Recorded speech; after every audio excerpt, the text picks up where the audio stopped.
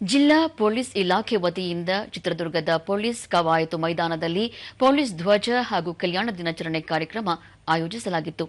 ಪ್ರಧಾನ ಜಿಲ್ಲಾ ಮತ್ತು ಸತ್ರ ನ್ಯಾಯಾಧೀಶ ರೋಣಾ ವಾಸುದೇವ್, ಜಿಲ್ಲಾ ಪೊಲೀಸ್ ವರಿಷ್ಠಾಧಿಕಾರಿ ರಂಜಿತ್ ಕುಮಾರ್ ಬಂಡಾರು, ಹೆಚ್ಚುವರಿ ಪೊಲೀಸ್ ವರಿಷ್ಠಾಧಿಕಾರಿ ಡಾ ಶಿವಕುಮಾರ್, ನಿವೃತ್ತ sub inspector LR Basavaraj, Aimangala police ತರಬೇತಿ ಶಾಲೆಯ ಪಾಪಣ್ಣ ಸೇರಿದಂತೆ ಹಿರಿಯ ಪೊಲೀಸ್ ಅಧಿಕಾರಿಗಳು ಉಪಸ್ಥಿತರಿದ್ದರು. ನಿವೃತ್ತ ಸಬ್ ಇನ್ಸ್ಪೆಕ್ಟರ್ ಎಲ್ಆರ್ ಬಸವರಾಜ್ ಗೌರವ ವಂದನೆ ಸ್ವೀಕರಿಸಿದರು.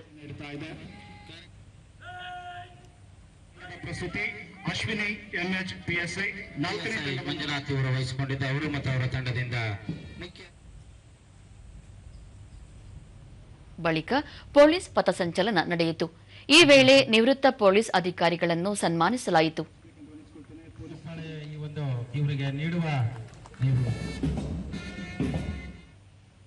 ನಂತರ ನ್ಯಾಯಾಧೀಶ ರೋಣಾ ವಾಸುದೇವ್, ಬಲಿಷ್ಠ ಸಂವಿಧಾನ ಮತ್ತು ಪ್ರಜಾಪ್ರಭುತ್ವ ವ್ಯವಸ್ಥೆ ಇದ್ದಾಗ ಮಾತ್ರ ಕಟ್ಟಕಡೆಯ ವ್ಯಕ್ತಿಗೂ ಸೇವೆಗೆ ತಕ್ಕ ಗೌರವ ದೊರೆಯಲು ಸಾಧ್ಯ. ಪೊಲೀಸ್ ಇಲಾಖೆ ಕಾರ್ಯಕ್ರಮಗಳು ಅತ್ಯಂತ ಶಿಸ್ತುಬದ್ಧ ಮತ್ತು ಅನುಕರಣೀಯ ಎಂದು ಹೇಳಿದರು. ಏರುಪೇರಾಗುವುದು ಸಹಜ. ಆದಾಗ್ಯೂ ಕೂಡ ಆ ಒತ್ತಡವನ್ನು ನಿಭಾಯಿಸಿಕೊಂಡು ನಿಮ್ಮ ಕರ್ತವ್ಯವನ್ನು ನಿಭಾಯಿಸುತ್ತಿಲ್ಲ, ಅದು ನಿಜಕ್ಕೂ ಮಾದರಿ ಅಂತ ನಾನು ಹೇಳ್ತೇನೆ.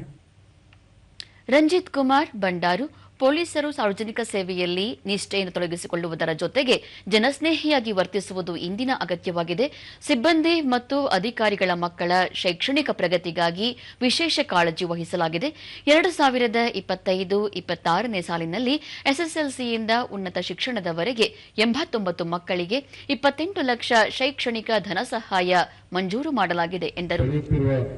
ಸೇವೆಯಲ್ಲಿರುವ ಪೊಲೀಸ್ ಅಧಿಕಾರಿ ಮತ್ತು ಸಿಬ್ಬಂದಿಗಳ 90 ಮಕ್ಕಳಿಗೆ ಪೊಲೀಸ್ ಹಾಗೂ ಪೊಲೀಸ್ ಕಲ್ಯಾಣದಿಂದ ಒಟ್ಟು 28 ಲಕ್ಷಗಳ ಶೈಕ್ಷಣಿಕ ಧನ ಸಹಾಯ ಮಂಜೂರು ಮಾಡಲಾಗಿದೆ.